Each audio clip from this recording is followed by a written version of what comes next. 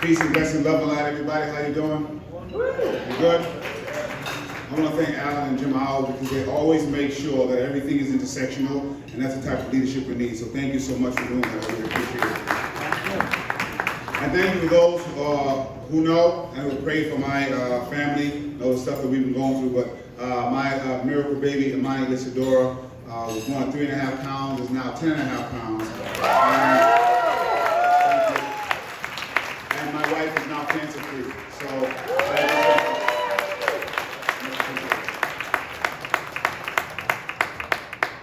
it took 2 years after the Emancipation Proclamation was signed for the last of those enslaved to learn of their freedom. It took another 150 for our federal government to recognize Juneteenth as a holiday, or to see why that while the institution of slavery may have been officially abolished in 1863, the systems rooted in the same oppression persist. Each Juneteenth, I am reminded that even as we acknowledge the progress of centuries, there is so much more work to be done to be truly free. So many, especially Black Americans, are in a space of simultaneously celebrating the recognition of Juneteenth and what it represents, an important, undeniable validation, while also understanding that it pales in the context of what was asked, demanded, and promised, but never delivered. We stand together, march together, to fight for the systems that continue to deny us the rights afforded by our humanity, much less our country's unfulfilled promise. Today, we celebrate the cause of freedom and the work for liberation. Tomorrow, we work to build a better nation, a better New York City, a better New York State. Tomorrow, we work to make sure that all our communities have access to the resources they need to thrive. Mental health care, deeply affordable housing, good jobs, parks and outdoor spaces, quality publication, education, safe and reliable transportation, reproductive rights, gender-affirming care, accessible cultural spaces, childcare, nutritious food, and more. We have to be clear that all of these things help create public safety. We cannot be free while our siblings struggle under oppression, racism, bigotry, and hate, be it through our words, our policies, or our choices. And speaking of intersectionality, we always have to understand that in all those intersections, if you happen to be a Black American, your community is probably suffering a little bit more. Whether you're a Black woman, whether you're Black and gay, whether you're Black and trans. And I always try to make sure we lift up our Black trans women who are being murdered across this country with seeming impunity.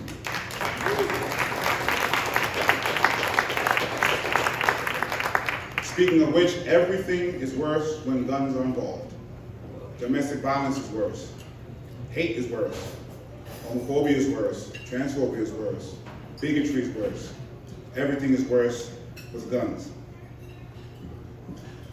The Black community has been beset with violence since the first 20 African slaves were brought to this country as property. They've been beset upon violence and violence, like the type of violence we saw in Buffalo not too long ago.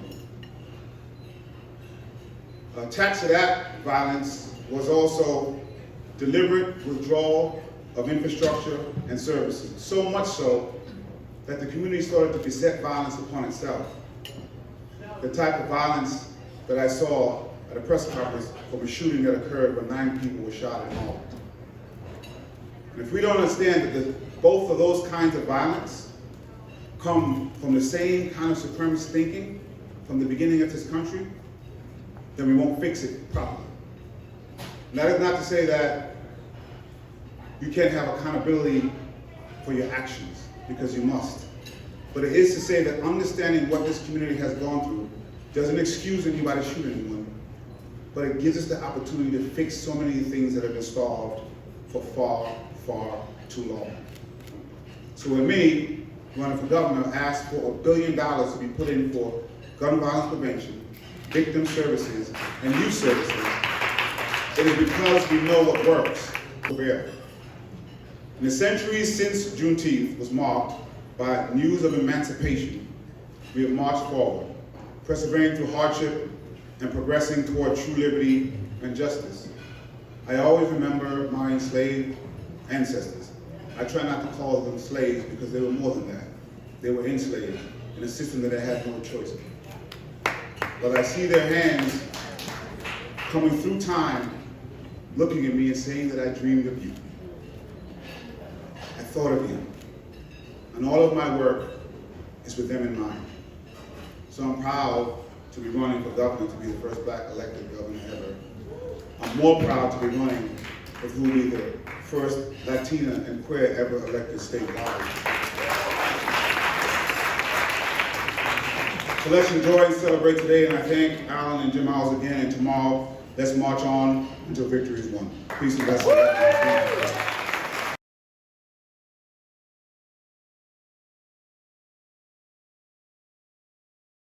So quiet here, it's like church or something like that. I don't know. Anyway, how's everybody doing? Great, good to see you all. And you know, Alan and I go back about 50 years. We were both involved in the Gay Activist Alliance and in the Firehouse, which is the original home for the LGBT community, the original center, 99 Worcester Street. And Alan and I have remained friends all those years. And he even has me in his club. So thank you, Alan Roskoff. Let's give Alan Roskoff a big round of applause. And he keeps me busy even in retirement. And I gotta tell you folks, having a UFT pension, and I think that's why I was selected to present this award, is the best thing in the world. So very proud to be able to have that. You know, I came out as an openly gay teacher in 1992 to support the Children of the Rainbow curriculum, which was a curriculum that was designed to teach tolerance of all of New York's diverse communities, 3 pages of which were devoted to LGBTQ families, and it was voluntary if a teacher wanted to use it. But the reason for the curriculum originally was because of the killing of African American men in Howard Beach and Bensonhurst. And that was around the time that Al Sharpton got his start and became to the forefront of the Black Civil Rights Movement, the African American Civil Rights Movement. And of course, my school board president at that time spoke out against it, made it like we were teaching Sex 101 to first graders. Wait a minute, sounds familiar? Yeah. Right? Yeah. History repeating itself? But that's why we need a strong teachers union. So it takes incredible courage today for teachers to come out, to speak to their students, to tell their students that they are LGBT, to invite Drag Queen Story Hour to their school, and to stand up for the whole host of other civil rights issues that are important, like critical race theory, like comprehensive and cultural sustaining education in our schools, culturally responsive, sustaining education. These are the things that the United Federation of Teachers stands up for and fights for us. Now, Cassie Prugh is the special assistant to Michael Mulgrew in the United Federation of Teachers, and she's here tonight. We're going to honor her. She also was the vice president at Mercury. She worked in the Cuomo administration and was director for regional affairs. She worked on various campaigns. She was the executive director of the New York Commission on Property Tax Relief, something we still have not taken care of or passed here in the New York City Council, council members. She was worked with NYSET for a long period of time, and she was even an intern at CSEA, if I got it all right, and I'm sure many, many other things as well. Also honoring from the United Federation of Teachers, Demot Smith. Now, Demot, let's give a big round of applause to Demot Smith. Demot is the Queens Political Action Coordinator. I met Demot maybe 20 years ago when he was a chapter leader, UFT chapter leader at IS5 in Queens. When the whole controversy over Rainbow was happening, when they were coming into my classroom and threatening to throw me out, when they were threatening to discipline me, and the UFT, specifically Demot Smith, was my best friend at work because he stood there and he told me, we're not going to let them touch you. We're not going to let them do this to you, and we're going to support you with your curriculum ideas, and we're going to support you as a political person as well. So when I ran for city council in 2009, it was Demot Smith who was a tremendous help to me, as were all of the other members of the United Federation of Teachers. So it's without further ado, I want to bring them up and present an award to them. And I believe that Alan is coming up. Where is Alan? Hopefully. You're presented the award. They're where? They're behind. They're behind me, okay. So Cassie and Jeremy, come on up. Let's give them a round of applause, folks. Come on, let's get some love. Thank you, Council Member Drum. As the political director of the U of T, our ultimate goal is always to involve our members in the political process, and no one better represented our nurses and our educators than you, Danny. Thank you. I also wanted to thank Jim Ells and my colleague Dermot. Dermot, come over here, please. Thank you. Working with my friend Alan, my brilliant, I should say our brilliant U of T strategist Dermot, my mentor Ann Goldman, and our political activist team at the union, some of whom are here today, has truly been the honor and joy of my past 4 years at the union. And as always, I'm always forgetting something, Dermot, so please chime in. You always help me with that piece. Hi, everybody. Thank you. I want to thank lots of friends out there. It's great to see you all. I want to just say a couple of words about two folks here. I know a lot has been said about them already, but Danny Drum and I go back a long way. We were chapter leaders. We were teachers together in Queens in District 24. And throughout my time knowing him, one of the things that always stood out and kept me in awe was how comfortable he was in uncomfortable situations, right? So he led a charge that revamped the way much of our curriculum was done in New York. And those are the leaders which we should admire and look up to. And I think we should give Danny Drum for all he's done, for all the years of being on that front line. Always comfortable in uncomfortable situations. So thank you, Danny, for all of that. Now I have to mention Alan Roskoff too, right? The Jim Owls Liberal Democratic Club and Alan Roskoff have always been out there in the front too. We saw it here tonight as well. Danny and Alan have no problem creating a little bit of discomfort. They know how to do it and they know how to get the job done. They'll advocate for what they believe to be needed change.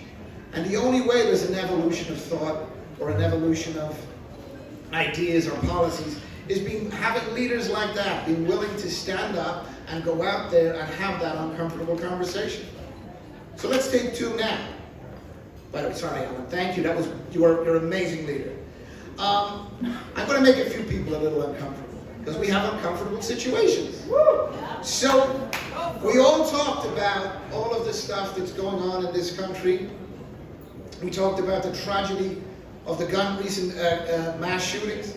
I remember when I came here in 1988 from Ireland, I was out with some friends, and we went out to Long Island. There was this well-known gun store out there. I forget the name of it. But I'd never seen a gun store before. It was inconceivable to me that you could just buy guns in a store. So we went out to this huge store out in Long Island, and the first thing I saw was on the center of the floor, this big, huge anti-aircraft gun.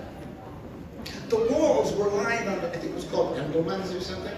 The walls were lined with M16s and AK-47s. I mean, an insane amount of machine guns. I didn't see too many hunting guns. I don't know they could be using that for deer.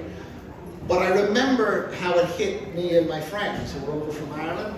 It was just a bizarre cultural shock that you could actually have stores like that. That was 1988. We're in 2022 now. We've had countless numbers of mass shootings in this country. Countless. Now, the way I look at it is, right now the Democrats have the White House, we have the Senate, and we have Congress. I know Chuck was here earlier, our majority leader. What I want to say is this. The three are Democrats. The presidency, the Senate, and the House. Do something. Do something now. I want to thank all our state officials that are here. That class size bill that you passed was unbelievable, and I want to thank you. If our governor is still here, I would really like you to sign it sooner rather than later. But something happened here in the city, right? So now we're arguing over $215 million that was taken out of the school budget. That's going to cause chaos in the classrooms and to our school principals over the summer. So again, I'm going to make you a little bit uncomfortable for our city elected officials here, but we need this addressed. We need it addressed because of the story that I told you and so many other stories. Right now, the chancellor is telling the principals to maximize class size. Maximize class size. We're just coming out of a pandemic where these kids are traumatized. Some of them more than we'll know.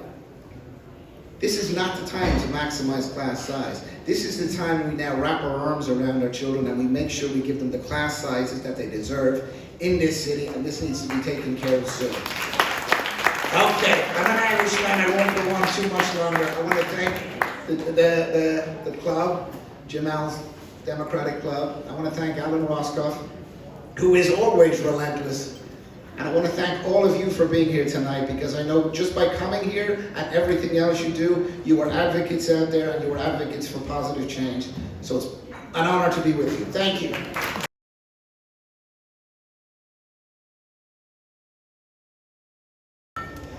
And the co-star in it was Dan Qualls. I said it right. You're close. You're close. You're so close.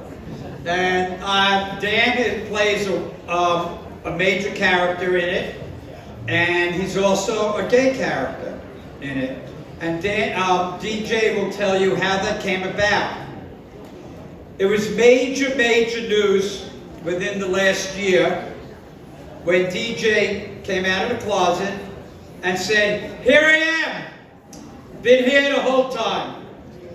And DJ and I have gotten to know each other through emails. He's a total lefty. And you know, sometimes I meet people in show business like Kathleen Chauffant and Katie Irby, and I say, they're going to be my friend. Well, DJ, you're going to be my friend. And keep up the good work. You deserve this. You're a role model. You're out there. You're speaking for us. And someday you and I will get arrested together. Come on up, DJ.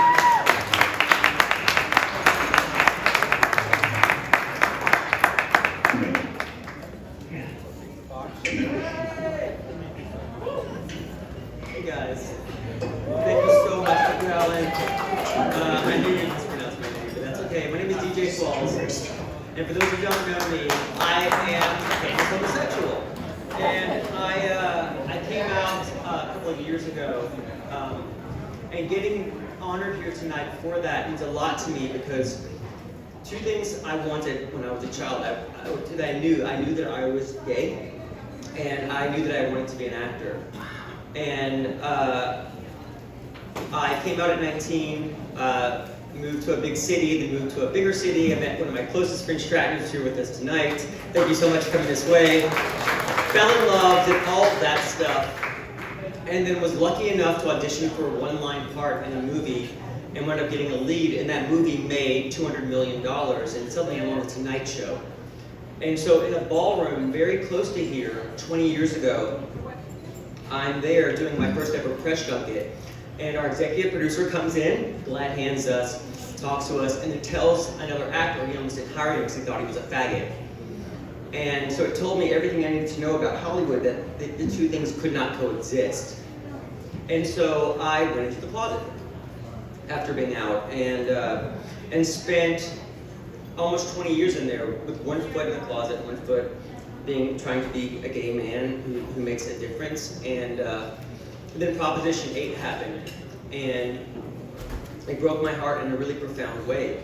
And when I internalized that our basic rights were laid bare and voted on by the general public, I couldn't let it go. It started to eat me a bit, sorry. And I was like, I gotta do this. I gotta come out. So I did, and the most spectacular, I didn't do it from behind a computer screen. I walked on stage at a sold-out comedy show. Elton John was involved. It was a whole thing. I just came out and just did it. And had 20 minutes of relief, and then 20 minutes later it was news in Poland, and so I didn't read anything for a week.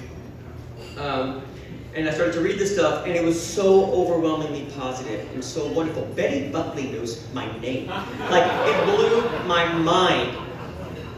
I mean, there was some bad stuff in there, but it didn't hurt.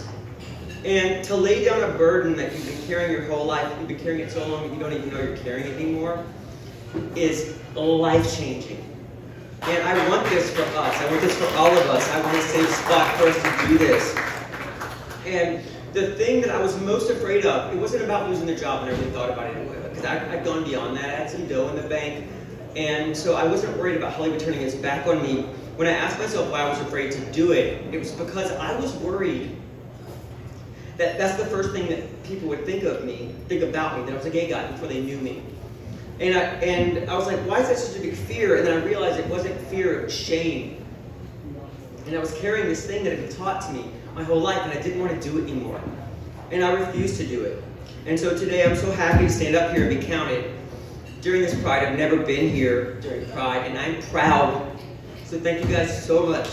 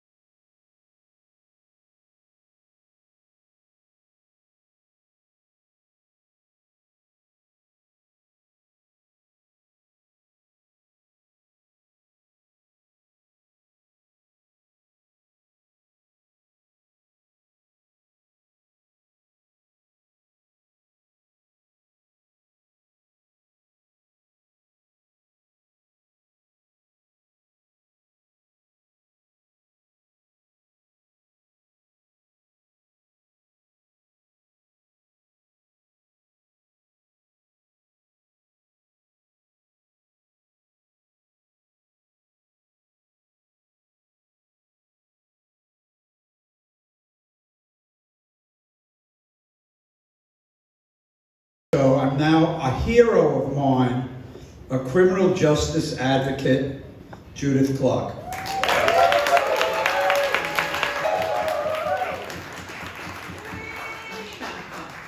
So, I know a lot of you, I see a lot of you these days when I'm in Albany or on Zoom or in your offices in the city or demonstrating in front of your offices. And oftentimes I'm castigating you, I'm pushing you about the fact that you're not doing enough. I have been fighting very hard to get elder parole and fair and timely parole passed. And because it didn't pass, there will be people who die in prison between now and the next legislative session. It really is a matter of life and death. I am going to be pushing just as hard right now to get the Fair Housing Bill passed from the City Council so that people are not discriminated against and in being able to rent their homes when they get out. We need it really desperately. So I'm always, even today, pushing for those things. But this is the one time when I can come and focus on saying thank you. Because it is really true that I'm here because of what all of you did. And I thank you very much.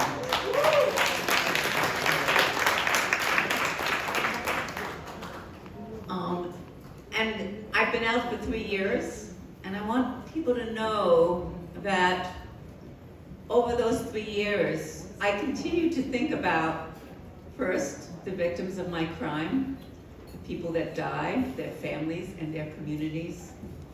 And I think about the people that I left behind in that prison. And it may seem like those are two opposite groupings of people, but I believe that we are all on one side of that. And that the changes that we're pushing for are for the sake of justice and also for the sake of safety in our communities. We cannot incarcerate ourselves out of these problems. We need to find these solutions. So enough of that for now, because it's not really what I'm up here for, but I have to use it when I can. I'm actually really happy to be here to give an award to Samantha Smythe.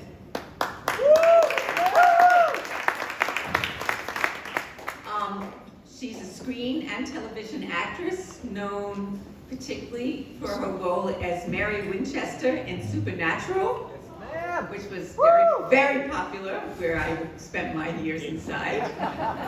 Number 2. And many other roles. The Chosen One, Pitch Perfect 2,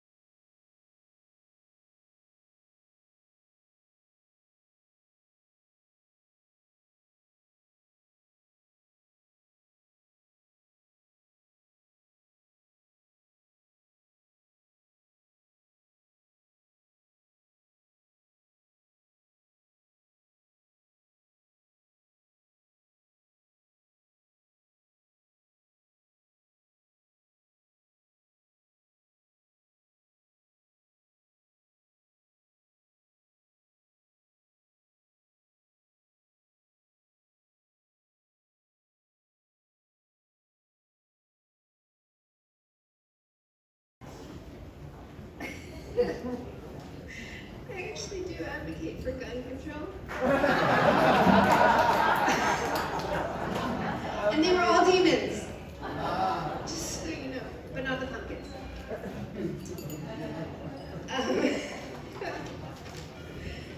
Thank you, Judith. You are where are you? I left you. Oh, hi. You are a shining example of choosing to be the person you want to be and becoming it, no matter where you started. And I'm so glad to meet you, and I'm so glad you're here. Hi, everybody. Thank you, Alan, and the entire Jim Owls Club for having me. Honestly, I don't feel deserving of any sort of award because in my mind, awards are given for specific achievements or accomplishments, and I don't really qualify for any of those. So all I can speak to is what I try to do to be the best ally and human that I can. It's hard to watch people hurt other people, and while I do believe a natural human instinct is to help, another natural human instinct is to fear. And we're surrounded by drowning in people who are at their core afraid, and it makes them say and do horrible things. I read somewhere that you can't use logic to dissuade someone of a belief that they came to through an emotion. And right now it seems every single issue has become deeply rooted in emotion. And as the daughter of not one but two pairs of very conservative parents and step-parents who subsist on the Be Afraid News Network, I've had to figure out a way to try to bridge that gap, or I wouldn't be able to have a relationship with them at all. And this is a problem I know we've all faced and still face, and not just with family, but also with friends and coworkers and strangers on social media, where I know I have encountered shockingly myopic views. But I found that confronting angry arguments with anger really hasn't gotten me anywhere, so I do my best to explain my points calmly, but unyieldingly, with as much compassion as I can, appealing to whatever emotion made them so afraid. And if I can find any overlap, a Venn diagram of our collective humanity, then it's a start, and I can try to make that overlap bigger, reminding us that we're all in this together. If we're just fighting, no one can win. We will never all believe exactly the same things, but we can eventually believe more of the same things. As my husband and I raise our son, we try mostly to just model kindness and respect. A lion's share of which is just let people be whoever they want to be and do whatever they want to do, as long as they're not hurting anybody. I don't understand why such a simple concept is so hard for some people to accept. But it does feel like it's a little bit more all the time. So, here's to more. Thank you.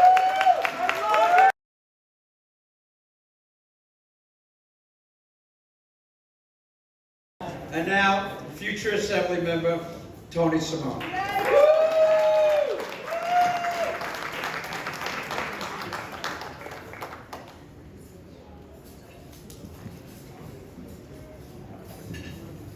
Don't you love Alan? It's like a Broadway production tonight. I did actually come out in Alan's living room. Well, I was forced out. I was out to some friends, but Alan, Tom Duane says I was bisexual for 2 weeks though, right? Okay. Well, thank you. I'm so honored and proud to have the endorsement of the Jumaane Club. Alan was there before most people were brave enough to be there for our rights. When most folks were timid, Alan brought Bella Abza to the baths. You know how I'm a big fan of the bath. Alan I met him as a young man working in state politics in the state Senate, and I was awed by his activism. He literally held the Democrats' feet to the fire, and he still does to this day. So that's why I'm so honored to have his endorsement in the Jumaane Club. But I want to introduce the next honoree, J. Harrison G. Doesn't he look amazing? From North Carolina. One of my favorites, played the role of Andrea Mayhem in Mrs. Doubtfire, and also played Fifth Avenue Theater out-of-town engagement in 2019, I believe. And also received the recognition for the performance in Lola and Kinky Boots, one of my favorites. And is slated to appear very soon in Jerry Daphne in the 2022 stage musical Some Like It Hot. So I'm honored to introduce you. I hope I get to know you as well. And thank you so much.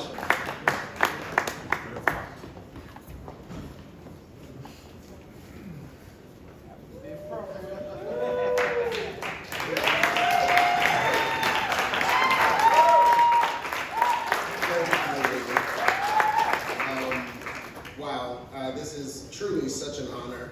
I have to begin by saying, for the longest time, I actually lived my life saying that I was not a political person. I actively did not vote. It was something I stayed far away from. And during the pandemic, we all, sat and thought and dealt with a lot. And I had an epiphany for myself, and it was kind of confirmed with a lot of things that I connected with African-American writer Toni Morrison, saying that as artists, our life is innately political. And I learned that if I leave the confines of my home, I'm making a political statement. My existence alone is a political statement. So I need no excuse, I need no reason to live out loud. So from that moment on, I choose every day to walk fully in who I am and live out loud, to be an example, to be representation. And that's why I'm grateful to have opportunities like going to the community to play Velma Kelly and to be that representation for so many people, and have opportunities like Kinky Boots that changed not only the lives of audience members, but me. That was therapy for me, to be able to sing Not My Father's Son every night and Hold Me in Your Heart, and to do it around the world and see how it changed others. I don't take it lightly, and I don't take it for granted. My mother raised me to understand that my gifts weren't about me, and that my experience was to be able to help someone else. So with that, I try and I charge myself to be that light, to be an inspiration, to live every day out loud. And one of the mantras I live by in my life, and I encourage others to do the same, is do everything in life with intention and purpose, but most importantly, with love. And honey, that's the gospel according to Jenna. Thank you.